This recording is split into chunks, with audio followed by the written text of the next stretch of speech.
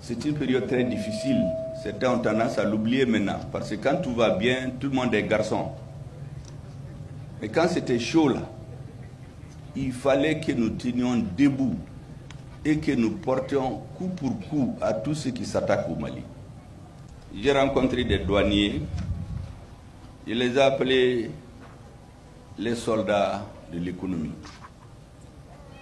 J'ai rencontré des forestiers qui sont aussi des soldats.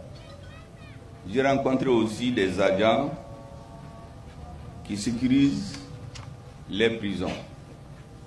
Tous ceux-ci sont des soldats. Chaque fois que vous voyez les hommes politiques bien parler haut et fort à l'intérieur du pays ou à l'extérieur, ces personnes sont adossées à des forces armées et de sécurité. Ces personnes sont adossées à des hommes qui sacrifient leur vie, qui sacrifient leur temps pour que nous puissions, comme aujourd'hui, nous réunir tranquillement, tenir des discours.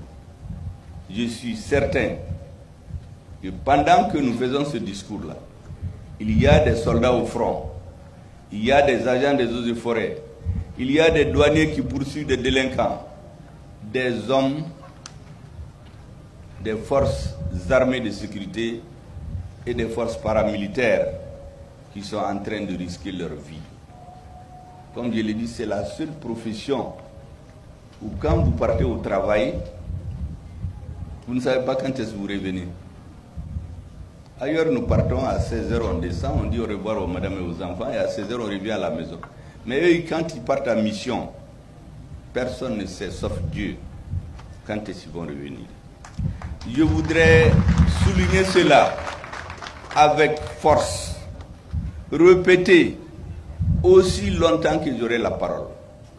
Parce que tous les discours que nous tenons n'auront aucune valeur si elles ne sont pas adossés à des forces armées de sécurité, à des forces paramilitaires, à des forces financières.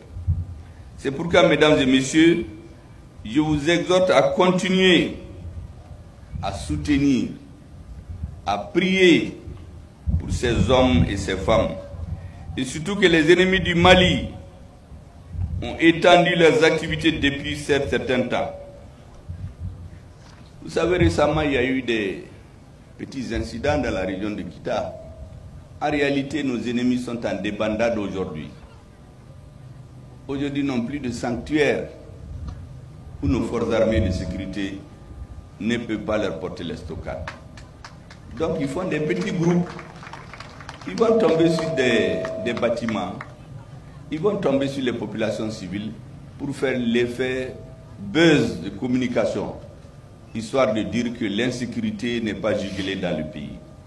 En réalité, j'ai toujours dit, et je le répète, tous ceux qui vont chercher à fragiliser cette transition, à l'affaiblir, à fortune la faire échouer, ils vont échouer.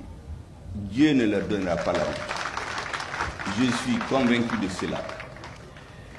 Vous savez, je répète souvent qu'on n'invente rien.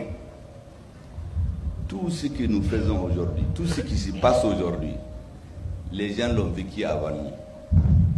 Tout ce qu'on fait en politique, si on ne voit pas l'histoire, comment ça s'est passé, on va le répéter parce qu'on n'invente rien.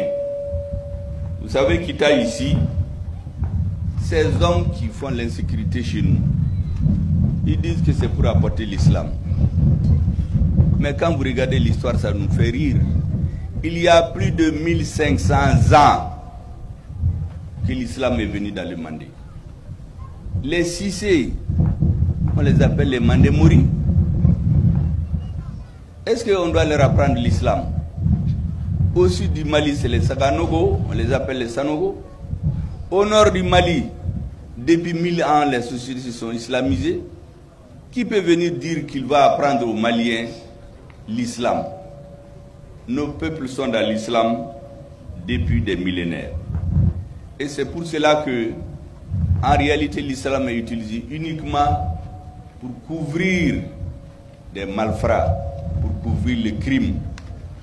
Mais je voudrais vous dire que nous devons dire fièrement à qui veut l'entendre que le peuple malien, aussi longtemps que vous remontez dans l'histoire, n'a de leçons à recevoir de personne. Et celui qui veut lui imposer par la violence son idéologie trouvera sur son chemin nos braves forces armées et de sécurité, nos hommes en uniforme de tout genre qui défendent notre pays.